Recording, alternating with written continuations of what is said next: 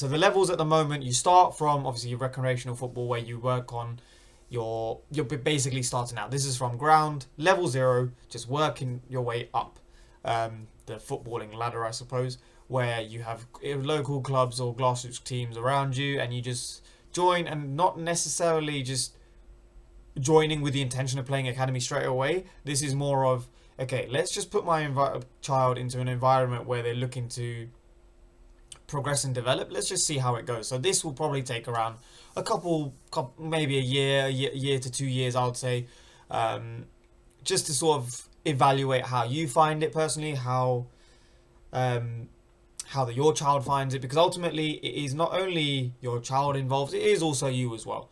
It's also how you enjoy the environment that you're going to. So, like, for example, talking to other parents and seeing what they say and how they feel about the whole experience of getting your child up the footballing ladder. But also, more importantly, how does the child react to certain in the footballing environments? If they don't react necessarily as well, or if they're not enjoying it, you can probably tell that they're not enjoying it or in that mindset right now.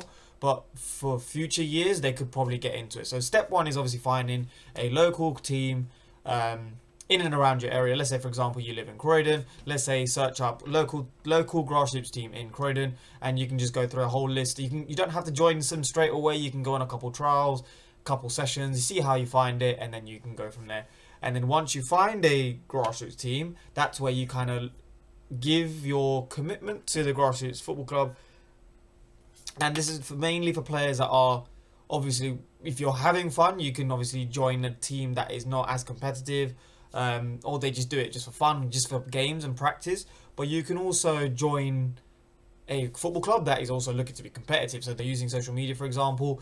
You can use like certain apps like Instagram. You can see how clubs are doing across their leagues. You can search up the different league systems we have. So there's Tandridge, who play on a Sunday, like the matches happen on a Sunday, and you also have Epsom and Ewell, they play Saturday. You have the Surrey Youth League that happens on Saturday, I believe, as well. So there's different leagues you can sort of research and analyze and see which league is suitable or beneficial, and then you can follow whichever club that competes in that desired league that you want your child to be playing in. So that's step two. Then the development centre is the next one, because that's a tricky one. Once you get to a certain point where your player is good enough to go for the pre-academy development centre, this is mainly referring to your under 6, under 7, under 8 level, I would suggest.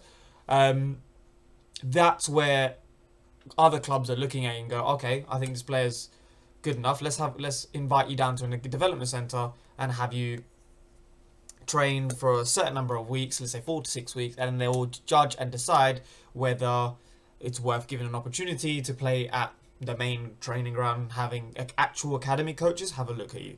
Now, again, this isn't a linear path. This can go very much up and down based off your child's confidence levels, their ability level, where they are in their development stage in terms of physically, as well as their development of their mind as well. So it depends on their confidence.